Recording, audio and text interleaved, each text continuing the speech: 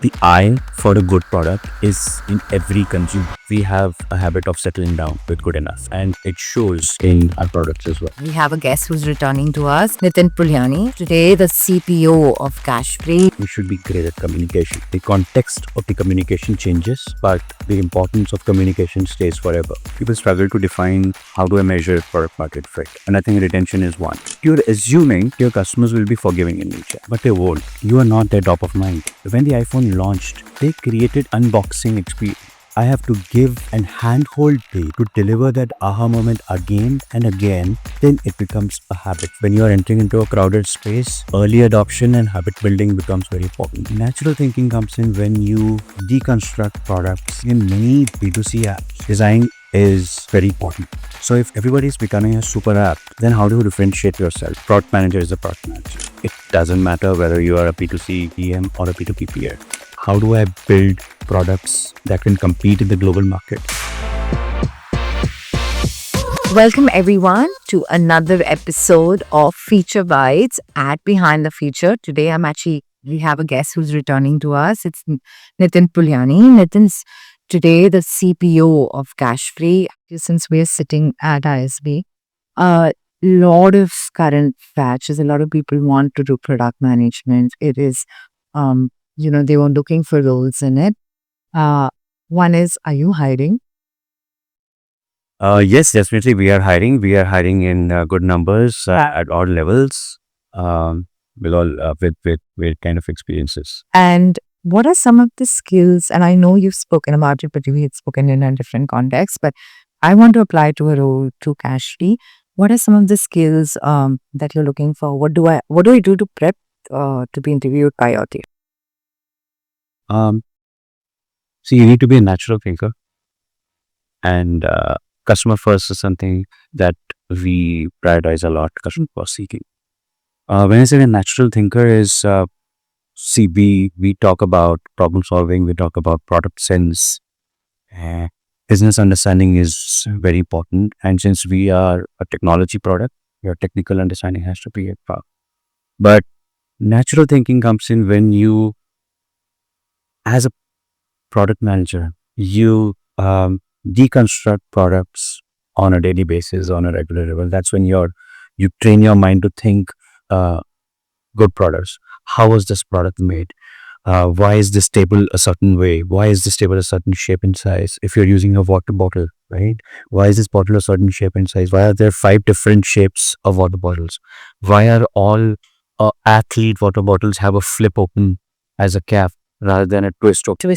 Right? Because they don't have time, they are running, so they're just need open. So you understand user needs, you have a user persona in mind, and then you fit in, this is why the product was made that way, right? And so on. So you need to be a natural thinker that way. Secondly, I think you should be great at communication, right? Because communication is required at every aspect, whether you are beginning your product management journey or you are a product leader.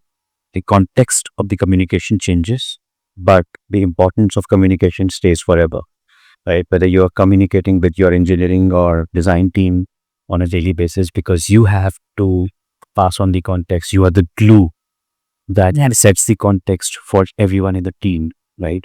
Or when you are at a senior level, you have to assimilate inputs from various teams and make sure you combine all of those inputs in a coherent fashion and then communicate it across the company and make sure everybody is aligned. So these are the skills that are really important across all the competencies, product sense, or problem solve, or technology and business understandings. I'm going to ask you one last question. It is, you mentioned you have to have a ability to deconstruct products. Today, Nitin, I'm going to ask you to deconstruct your favorite product, and so that we understand how product leaders like you think when you say, deconstruct. And anything is absolutely. See, deconstructing a product takes time, but I will talk about the products that I like. I don't think there's one product that I can point out, but there are quite a few that have been my favorite. I like Spotify, Netflix, Gmail. I like Swiggy. I'm a habitual Swiggy user, and I've tried to move to Zomato because they have been great at branding and advertising recently, but I have been hooked. Um, So you've mentioned a lot of global ones. I'm going to go after the Indian one, and I'm going to do that. Is Absolutely. why do you think Swiggy is a great app? What is that? If I can pick on one feature that you appreciate about it that makes you want to keep going back to it as a user, as compared to Zomato. That may also be controversial. See, after a while, I don't think there's a lot of difference Exactly. in multiple apps offering similar products. And which is why when you are entering into a crowded space, early adoption and habit building becomes very important. The habit building that we just talked about Right. is very important. So if you have to really ask me what's the difference and what makes me Swiggy like better than Zomato, it would be hard for me to point out any one thing, right? Or even a few things. I can talk about what things I like, but as compared to Zomato, I don't know, right? Because I'm used to Swiggy now. I Okay. have built a habit, right? So I think that's the difference. I think that's where they move fast and acquired me as a user. But if you had to deconstruct it for us, is there a way? Like, if you've given us a case study and you're interviewing me, and I have to deconstruct it. See, if What is the answers you expect the candidate to give? got it. See, if I really have to talk about one app that I can deconstruct and see where they have provided value and broken existing user habits is CRED.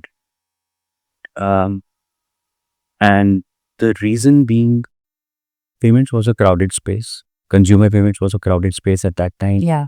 PhonePe already has close to 50% market share, and it was a network effects product, right? Me being part of payments, Yeah. still being part of payments, I understand how payment network effects work. Breaking that habit of users and still retaining a top 5 spot is an achievement. And I think the way they have done it is they have picked one metric, they have picked one niche, and they've been very specific in picking their target persona. Yeah. Um, they wanted people with high credit scores, and they built their app around engagement, right? I know there are lovers and haters of the same app. Yeah. I'm not talking about loving or hating the design. I'm not talking about that. I'm just saying that they picked one strategy and went deeper into it, right? So if engagement was their mode, they really made sure That that they will go the extra mile and they will achieve excellence in how engagement is done or gamification is done. correct. If payment is built around rewards, I think they made sure that how can they keep their rewards count down, but still make the users hooked in anticipation of a reward and make sure that the users come back to the app again and again to use it. So I think that's one thing that they have done. The other thing is design excellence. I think in many B2C apps, uh, design is very important. Yeah. And it is not understood well by many Indian apps. I'm sorry to say that, but that's a fact. See, there is a thing called good enough that we as Indians are habituated, Correct. right? Because of multiple reasons, like we don't have time, we are struggling in some other areas in life. I don't know, but I think we have a habit of settling down with good enough, and it shows in our products as well. Of late, it has been changing. Last 5-6 years, if I pick products that have come out of India, I think they are at a level where they can compete with global apps. But design being something that is of utmost importance when it comes to P2C, because users don't have time, right? They have very low tolerance for a bad product, and the eye for a good product is there in every consumer. They will not be able to tell you what it is, but they will be able to know that this is something that I don't like or this is something that I like, Yeah. right? So attention to detail, right? The pursuit of excellence are these two things that goes into building a well-designed app, and they have done it. And I think And that's my personal dream, and that's what we are trying to do at Cashfree as well. How do I build products that can compete in the global market, that have a quality that is appreciated and accepted in a global market, right? How do I build world-class products from India? Right. So those are a few things that I think CRED has also done well, and I think a lot of Indian companies should strive for. And if you had to change one thing about the CRED app, what would you recommend for them to change? As a product, if you were the product leader, let me also bring in that part. How does the consumer? See, slowly all the consumer fintech apps are moving towards a super app kind of a phenomenon where most of the apps are doing insurance, investment, payments, lending all together, right? Because they come at a different stage of consumer engagement, customer engagement, and monetization spectrums. So for example, lending may have a high margin, but it's low engagement product, whereas payments is a high engagement product but very low margin. So if everybody's becoming a super app, then how do you differentiate yourself? And that is where I feel if CRED knows that I am a regular user of some of the products, but I may have a tendency to use some of the new products or be upsold be a new product, they can customize or personalize my experience there, right? It will make it easier for me to access the things that I really want to do, because there are high engagement products as well. So those should be much easier for me to access. Whereas the discoverability of other products can be there without it being a niggle for me or in my views. I think personalization, if I have to condense in one word, personalization is something that they can change and they can move towards. That can be an early entry into differentiation from all the other super apps. How has your move to Cashfree been? How are you feeling about this new role? I think the new role is exciting. The company is also at the right place. There are a lot of online businesses that are coming now. There are a lot of entrepreneurs. There are a lot of B2C brands. Large online companies are growing. India's consumption story is on the rise, right? So that makes us at the right time, right? At the cusp of another growth phase of India. And growing D2C brands, growing e-commerce companies, I think the pace at which they're going right now, that makes it more exciting. And that makes me more excited about this role as well. Because there are a lot of opportunities here, right? And for me personally, I think the motivation has always been to create beautiful products, right? Create great products. But now coming from a B2C to B2B, I see a great potential in creating amazing, beautiful products, even in the B2B space. And people don't see it that way. People think everything that they use on a daily basis are about great products. But I feel if you are solving a problem for anybody, whether it's an individual or a business, you can still create beautiful products. You mentioned that you moved from B2C to B2B. I will ask you two questions. The first one I want to ask you is, what is the difference between the two worlds and what are some of the similarities? I think this big difference is the success, the way you measure the success of each of the products, right?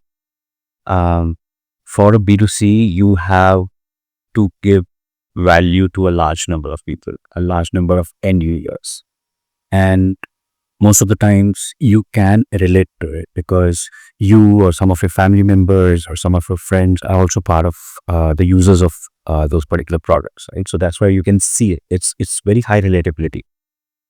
But in B2B, you have to think from a business perspective. You have to think from a business user's perspective.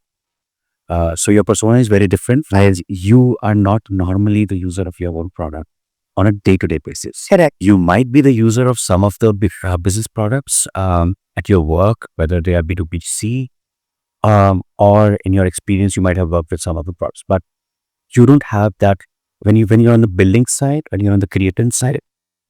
You don't have the luxury of that large distribution that you get on a B2C scale. So that's one difference. Second is, I think B2B is easier, a little easier when it comes to understanding your users or having a reach to your users. See, when in B2C, you create an app and you distribute it. You don't know who is using your app. You don't know what kind of users are using your app, or what was their need, or what was their own use and product fit. Right. Right. So therefore, you have to talk to a lot more users. You have to sit at the customer support center, listen to customer calls. You have to go out there, find your users, talk to them, and then actually understand whether you were making the product for them, or was it a different persona. See, in B2B, there are different spaces as well. It is enterprise space, Like, and then there is an SMB space is feature, right? Within the SMB, there are early startups, and then there are mid-market companies, right, who have grown to a significant level, but they are not at an enterprise scale yet. Let's pick enterprise, right? So you talk to large companies who have been established. You are on a good relationships with them because they are your customers. You can just go and talk to them and understand what are the gaps in your products that the customer is looking for.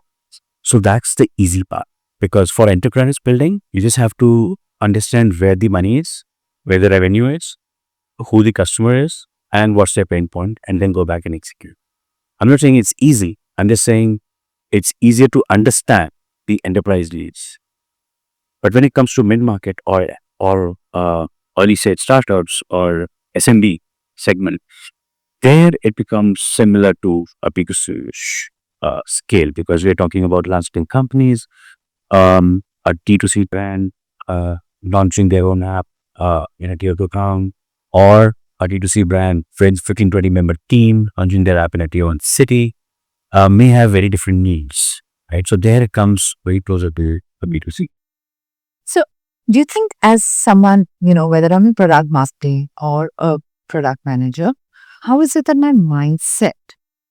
How do I change my mindset? If I've been doing a B2C role for so long and there are more opportunities in B2B, what are some of the hacks that you can share? Or is there a mindset shift that is required about? Um, well, I see, largely I believe, and we as Cashfree also believe that a product manager is a product manager, right? It doesn't matter whether you are a B2C PM or a B2B peer. There are a bit of nuances though, but Right. largely the skills remain the same, which is your customer first mindset, you're striving for excellence, you're building for scale, etc. All of these skills stay the same. But the nuances of how do you achieve those are different. So as I mentioned previously, right, you need access to your customers. When in enterprise, you need to build such a relationship that you're on a first name basis with your own customers, right? That gives you access. Yeah. And the first bit, which is, build for your customers, to customer first thinking. Those are the basic principles that stay the same. I think some things that need to change, or those are different, is I'm talking at a product manager's level, is the way you prioritize your own job, right?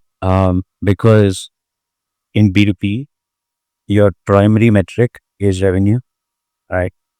In B2C, probably there are different strategies. Of B2C, there is subscription, there is distribution-led models that come out, there are advertising-led models, etc.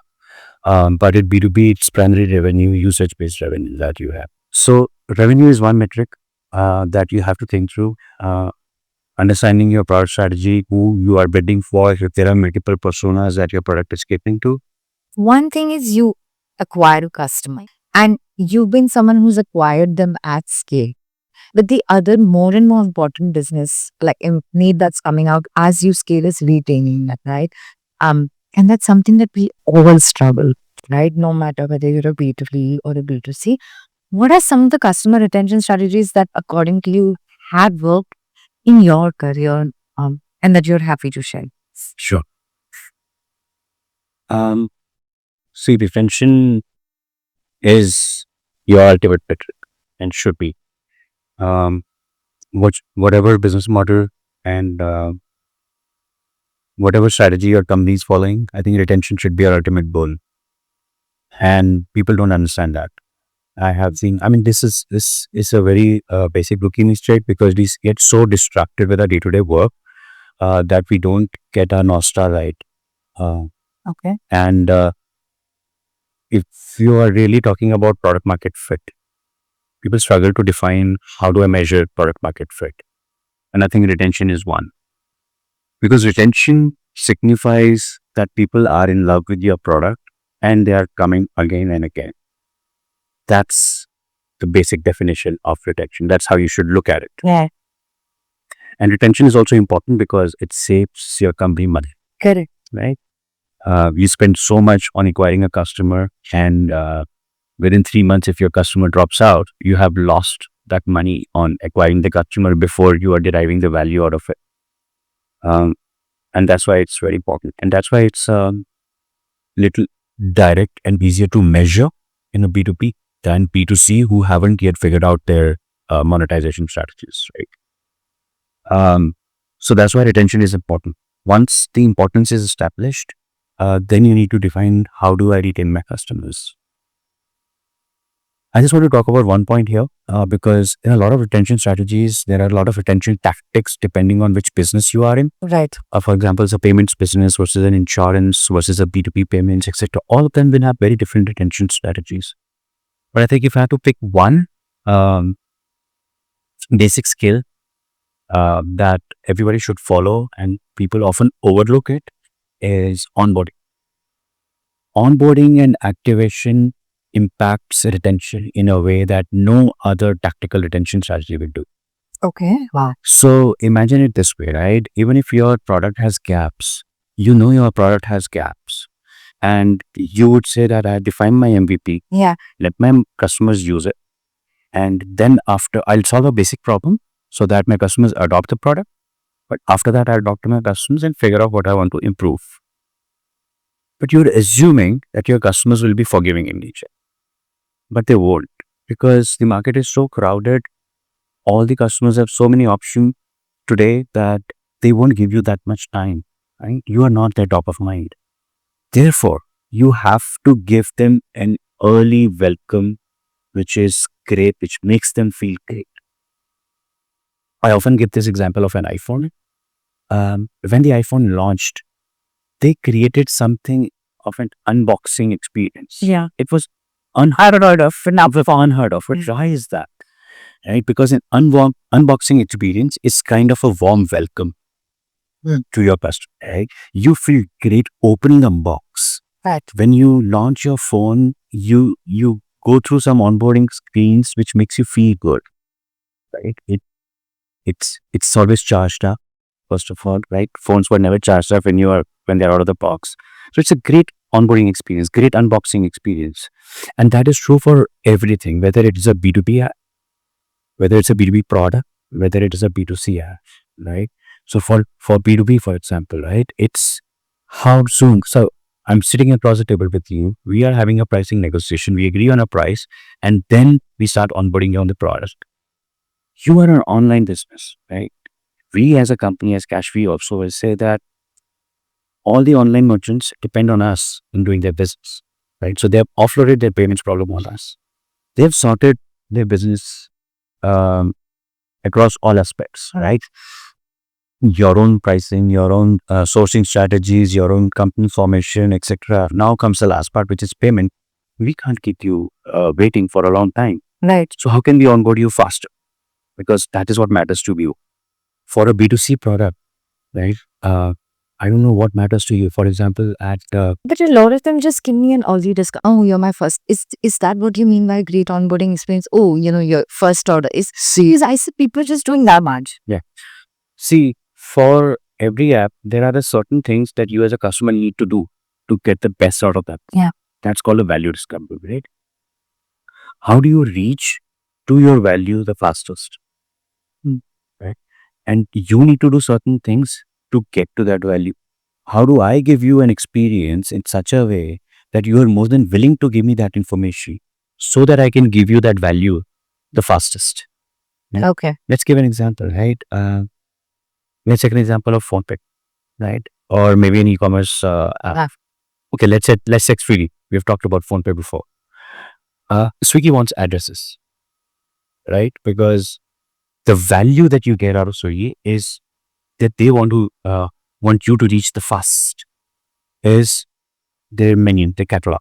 Correct. Right? You get onto their homepage, you see there are so many options, so many restaurants around you, right? Yeah. And then you get from where you can make a selection. But what's important is restaurants around you. Mm.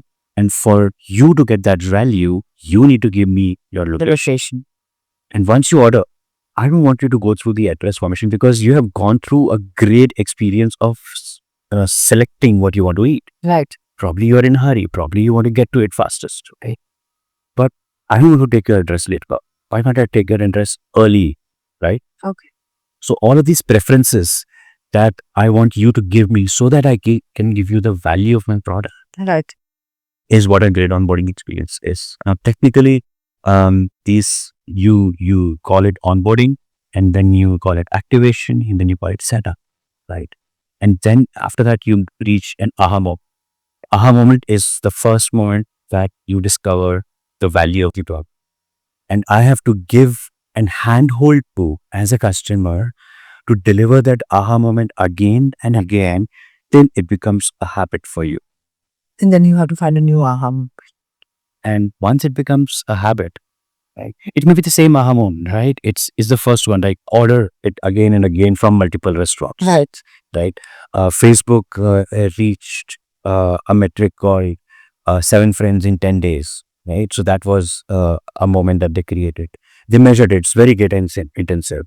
But once you do that, once it becomes a habit, that's when I'll be secure as a business that your retention is sorted. Okay. So that is where that is what the ultimate retention strategy is, and it is not to be taken care of after you have been onboarded. It is during your entire. Oh wow, I think Nitin, this is I think a supremely useful insight, which I don't think we get usually. I think Nitin, this has been great. Thank you for joining us on Behind the Feature. If you've liked the episode, do like and subscribe. We come up with new episodes every second and fourth Thursday of the month. So do keep a lookout for some really cool, awesome guests coming up next on the show.